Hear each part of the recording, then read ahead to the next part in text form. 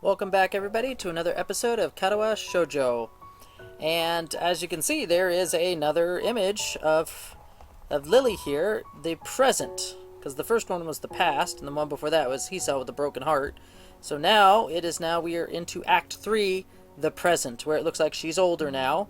And I don't know whose hand that would be. It could possibly be Akira, it could be Hitakai, it could be Hanako, it could be anyone, or it could be Hisao. So we'll see what this Act 3 is all going to be. It's about day by day. I rest my chin on my hand as I absent-mindedly look out the window. Yet another of Muto's lectures droning on and on as if it were endless. The summer sky is almost alluring in its bright cerulean splendor. Only the odd passing cloud breaks up the deep blue expanse. This feeling of longing is probably the outdoor side of me yearning to escape. Nakai, could you answer this? That side of me is lost to the past now, though. In that case, I think I would use the A&E suffix. Correct. Moving on. The suffix for...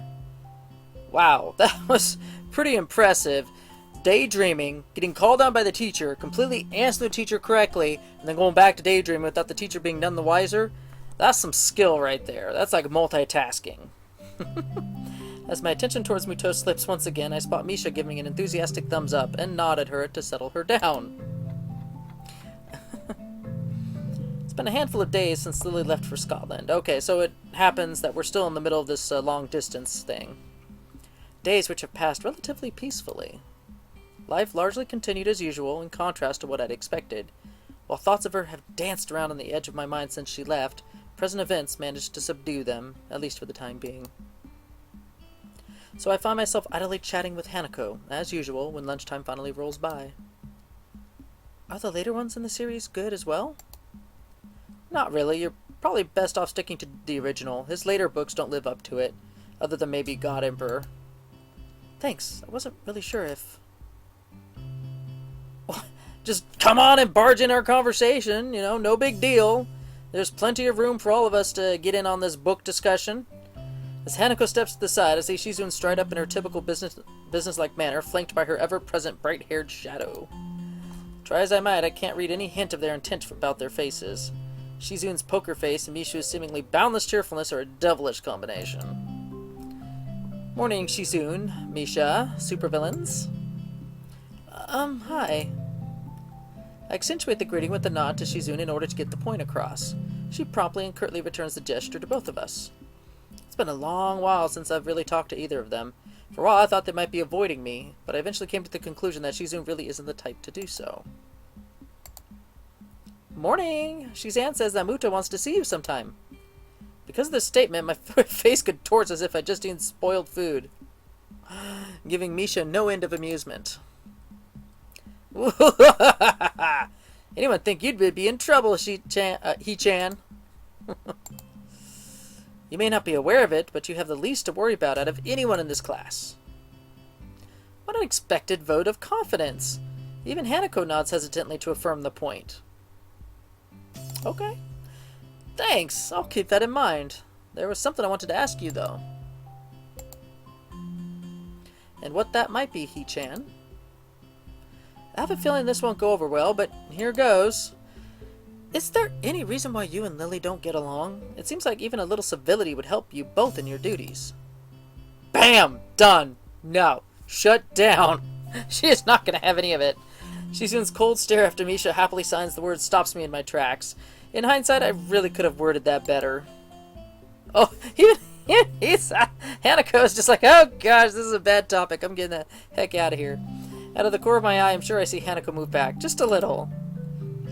Thankfully, Shizune notices this and lets her temper dissipate as she forcibly runs her hand through her hair to let off steam. Perfectly on cue, Misha begins interpreting the second Shizune's arms begin to move. I would say that such matters aren't relevant to you, but since you seem to have befriended Lilly... She pauses to adjust her glasses, evidently attempting to articulate her point in the best possible manner. While I assume the same of her, I cannot call my own views on the matter unbiased. Suffice to say, we were closer before than we are now. Shizune makes a quick gesture to Misha to stop her from interpreting, then has a quick meeting with her before proceeding. The fact that the two can communicate so easily yet so secretly right in front of us is slightly disconcerting. That's almost rude and offensive. You're talking bad about me? I don't know what you're saying. Hanako seems to share my curiosity at the proceedings, looking on with thinly masked interest. As they finish their opaque conversation, Misa looks slightly deflated. I guess her opinion on the matter wasn't followed. C-chan says you should ask Lilly about it, as she doesn't want to be the one that gets you involved. Ah, well, I'll just have to ask her after she gets back. At least I got some information out of Shizune. The two having been on close terms means that they weren't always at each other's throats, or at least not quite to this extent. I understand. Thanks anyway. Whew, that was it. If they were planning on talking with us after that point, I think I just shot down any hope of further conversation between the two girls. With a nod and a farewell, the two break away and walk out the door, no doubt headed straight for the student council room by themselves.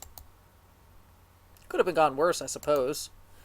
Hanako lets out a long breath, relieved of the confrontation's resolution. I can't say I blame her. I'll see you later, then? Yeah, I'll meet you in the tea room. See ya.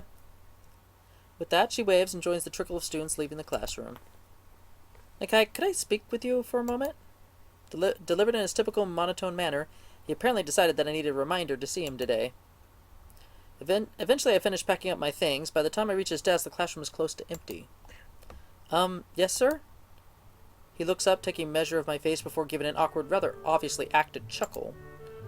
No need to feel guilty. You're not in any trouble. I just wanted to ask you something I've asked a few of the other students so far. That's something, at least. For a moment, I thought my maxim of keeping my head down and pin up had failed me. So, what did you want to talk about? To start with, what do you think of your progress in this class so far? Good? Bad? I detest that kind of question. For a fair amount of time, I try to think of a response that is neither pathetically humble nor cocky. I'd say I'm doing okay. The work doesn't seem too hard, and I'm doing better on the test than I thought I would. That's a good answer. A correct one, too. I give a mental sigh of relief at his satisfaction. To say that I don't gain a little pride from his comment would be a blatant lie. In the maelstrom of thoughts clouding my mind after learning that I'd be transferred to Yamaku, my school grade seemed utterly unimportant. Being entirely clueless as to what skill level would be assumed of me, once I actually got there, I was hugely relieved when I found out that I understood well enough the schoolwork we'd be doing. I know your circumstances might have thrown a wrench in the works, but have you given any thought to your future? My future? What you'd like to do as a profession? Do you have any thoughts of where you'd like to be in 10 or 20 years' time? I wouldn't be surprised if you covered this ground in your previous school, but I don't have any record of it if you have. I suppose the last year of high school and the time when students would need to be thinking about such things. To be honest, I really haven't lent it much thought compared to my immediate situation. Catching on to my thinking, Muto speaks up. It's okay if you haven't decided anything specific yet. I wouldn't be surprised if a lot of your classmates were still undecided. After all, maybe pursue one of your talents? He's rather obviously trying to squeeze an answer out of me, and something about his previous wording makes me suspicious.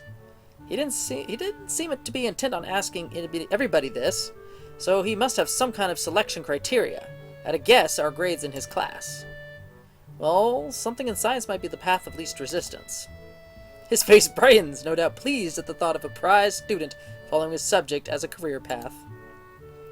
Good. Having a general idea is the first step. I would advise you to think on it, though. I will. Things are kind of settling down, which will help. Good to hear. Oh, and I've noticed that Ikazawa's attendance and grades have improved since you came to be friends. I'd like to thank you for that. Yeah, Hanako. Okay, I was trying to think of... I forgot her last name. Ikazawa. Was it ever mentioned that was her last name? Hanako's? I'm surprised you noticed we knew each other. Whoa! That could be a low blow on Muto's teaching expertise and situational awareness. He gives a chuckle as awkward as his smile. This guy really has no idea how to properly act around others. Every facial movement seems like an act of careful but misdirected choreography. You could say that having a general idea of who knows whom is part of a teacher's job. Catching himself before he goes off on a tangent, he loudly coughs into his hand. I'm sure you have things to do, though, so I'll stop there. Please do think about where you're headed from here, as you don't have long to go before you finish high school. I will, thanks. The brief talk ended, I take my leave. He goes back to fussing with the teacher materials on his desk, teaching. This is one of the times I'm envious of Lilly, almost maddeningly so, to have one's future so clear and so assured, yet working towards it from such a young age. It's an idea so utterly irreconcilable with my own thoughts, mired in the present day just as they've always been. Jeez, these are short episodes is what this is happening. It's like getting faster and faster, these episodes. So, okay, that was something of little to no consequence in terms of actual things happening and progressing in the story. It's just, a brief little, hey, this is how Hisao and Hanako were dealing with Lilly being gone. And apparently Hanako's being more open than ever with Hisao, which is good. And the fact that they're helping boost each other up while, Lily's gone is very, very good. I mean, this is definitely great for Hisao to actually have someone to think of and help and be there for. And it's good for Hanako because she needs to get out of, her little shell other than just with Lilly. So this is definitely a step ahead for both characters, even though Lily's not even in the picture. So Lilly may have started it. The Hisao and Lilly and Hanako are continuing what has been put down. So I don't know if that made any sense, but it made sense in my mind before it came out my mouth. So we'll move on to the next one, which is called Minor Discord. So I think there's going to probably be some problems coming up now that Lily's gone. So we're probably going to have to figure something out with or without her. So until the next episode, see y'all later.